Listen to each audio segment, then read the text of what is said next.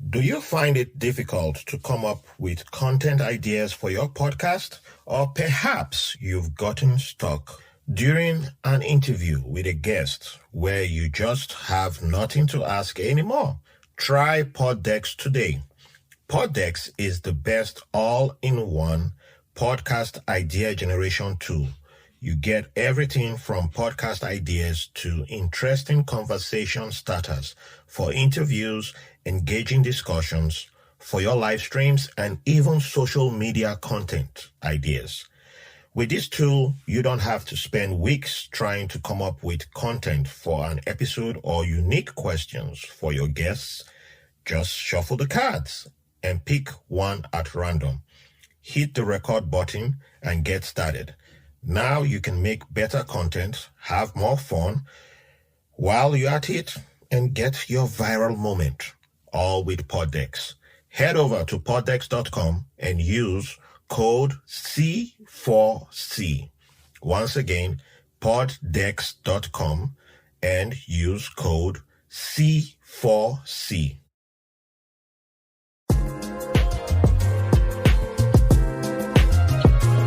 Hi, I am Raphael Harry.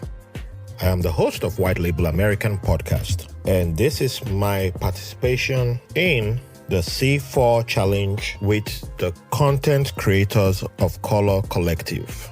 I am going to be answering 5 questions from amazing content creators and sometimes everyday people who inspire me or are just relatable in one way or the other. So enjoy, and I hope you get to learn something about me, and also check out the people who asked me questions. Thank you.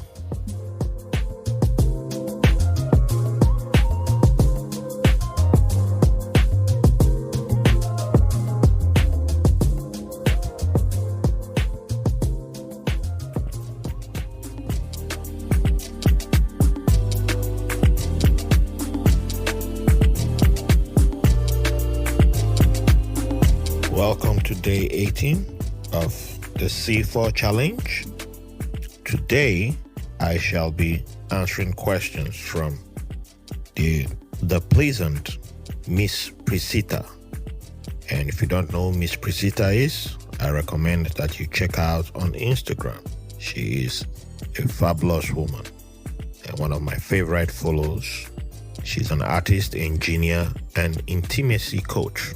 Ms.Preseeta practices shame-free femininity, and she's also been on the podcast. So make sure you follow her and get some vital and great self-loving. She was the guest on episode 101 of White Label American.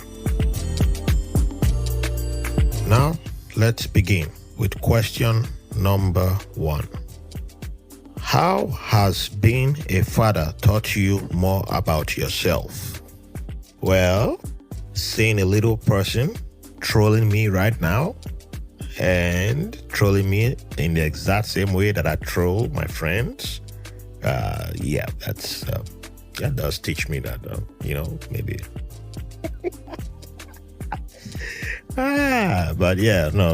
It's been a great journey, and it's taught me, being a father has taught me a lot about, appreciating little people, kids.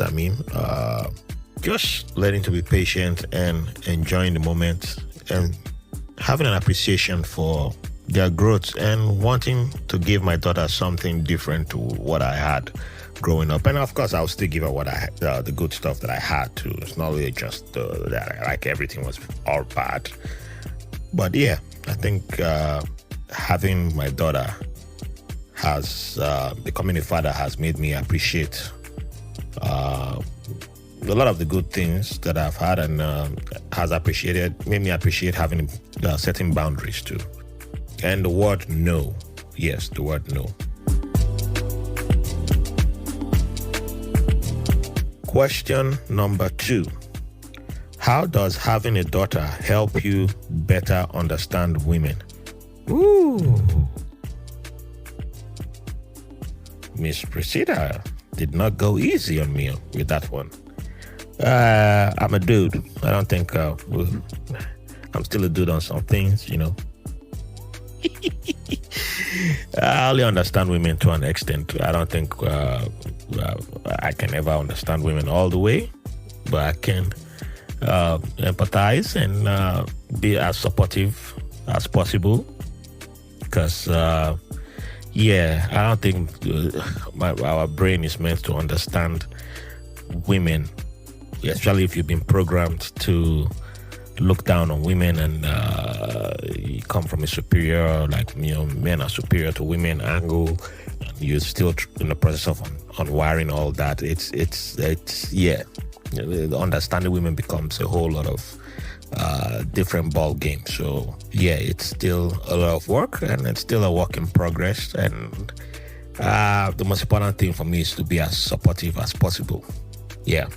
I don't know if I would say understanding, but being supportive as possible is where I always come from, of my women brethren. That's why I tend to have lots of women friends, you included.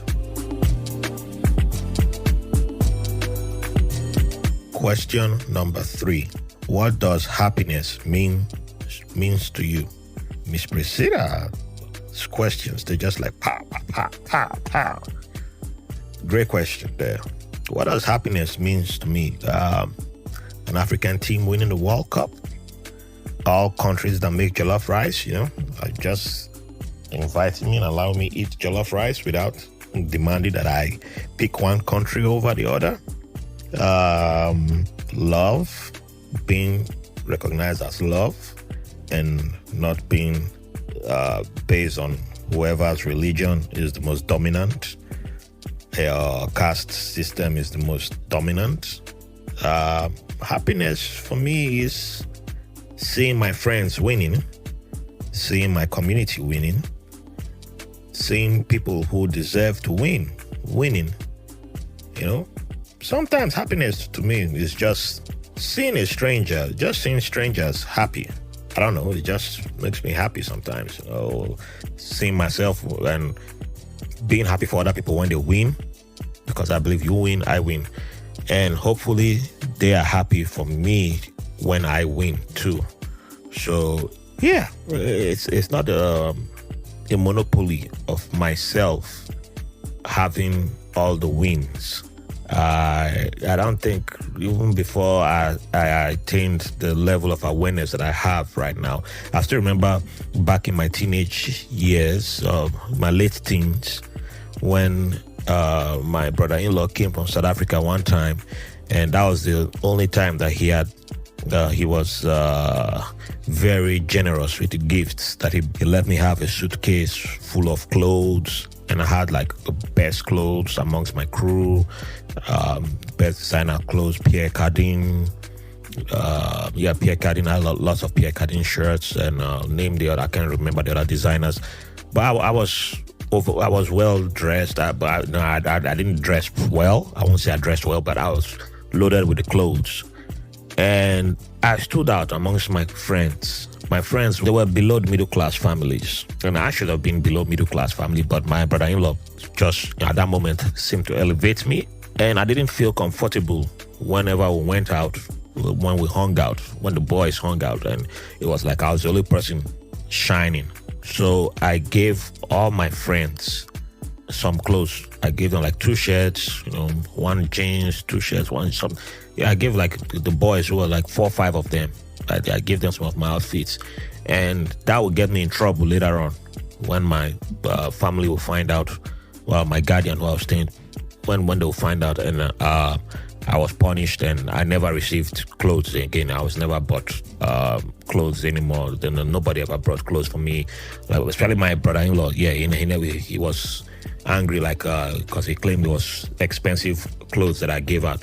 But I felt good at that moment that my boys got to look good. Like one of my boys' mom, she's late now. But I remember the woman, when I visited one time, she pulled me aside and was like, how much did her son pay me for the shirt that I gave him? And I said, it didn't even occur to me that I could have sold the clothes. That's where my mind was, because if I had sold the clothes, I would have made good money. But it felt good to see my boy looking good too. And the mom was so shocked that I gave her son those shirts for free. She couldn't believe it that it was for free, that he did not pay me some money. So she was assuming that he had gambled. They were like, maybe he did some gambling, or did he steal money or something? Did he get involved in some illegal activity to raise the money to be able to afford those shirts? And I said no, it was free. My brother-in-law brought a whole bunch of clothes from. I couldn't even figure out. I had a problem of thinking every day, spending like 5 to 10 minutes. Which shirt will I wear? Going over my closet. So yeah. So I never had thought about that for a moment, but because you advance in life and you just think that that's when you maybe read books and all this and all that, and that's when you started becoming the person who wants other people to win, people around you to win, and not just only yourself to have all the winning, but you're happy if people around you win. But in my younger days, I was happy if, my boys looked good. They were happy. Their confidence was high. My confidence wasn't even high then. But I was happy that people around me were happy. So, yeah.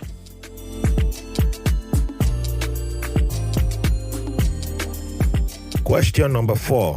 Where are your favorite places to travel to and why? I haven't been to enough places, to be honest. So I don't know if I would say I have favorite places to travel to yet, but for now I will just go with Havixbeck, Germany.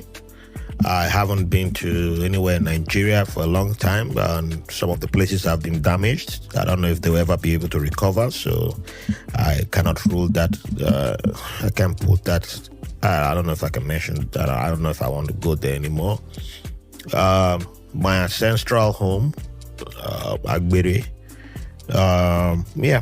I've never been there, so it's one of my favorite places to go through because I've never been there. It's a weird place to put, but yeah, I've never been there. But I know I've addressed why I've never been there with my therapist, and yeah, I'm not ready to put that out there in the world. But it's for a different reason that I've never been there. But it's one of my favorite places to go to because I've always gone there in my mind. I love the first place I mentioned, Havixbeck, because I just like the air in Germany. I just like the peace, and yeah, I like it. It feels relaxed. Yeah, there are not many black people there, but every time I see a fellow black person, we do our head nod. We recognize game, as he said. Well, but there's diversity there, though. There's diversity. The third place is I haven't been there in a minute too. I was thinking between Finland and but Lahti, Finland, I was hanging out with a bunch of fascists, so yeah, different time in my life. And Manama, Bahrain, I think I'll go Manama. Manama, Bahrain started the journey of my life into where I am today. So it has to be Manama, Bahrain, experiencing Arab Spring in real time.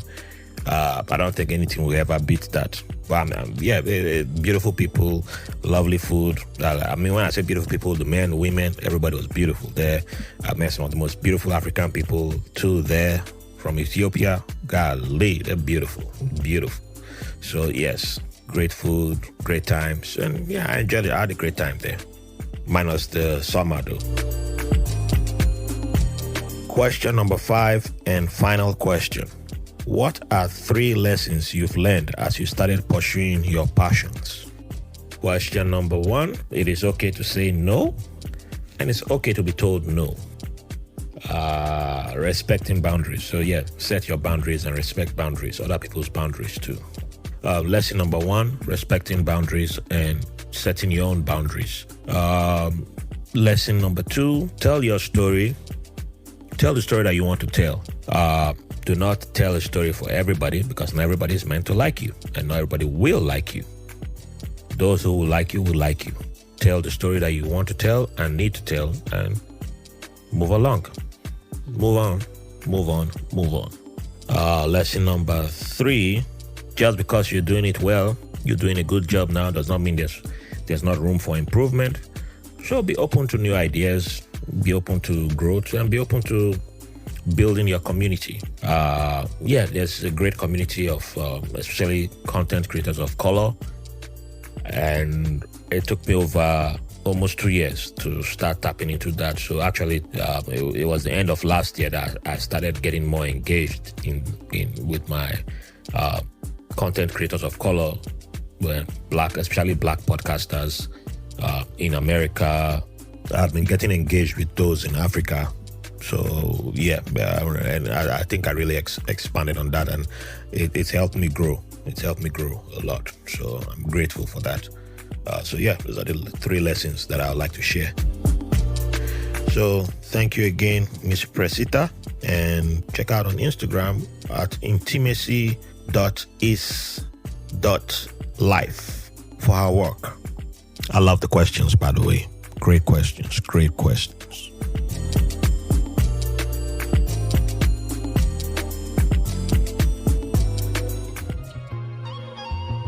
So thank you for listening. Don't forget to check out the C4 Challenge. There are other fantastic creators like myself included. And for more of my content, go to www.whitelabelamerican.com. And if you want to get bonus content, join us on Patreon, where there's loads and loads and loads of content, including questions from my Patreons up there. Please, we welcome your support. We have merch.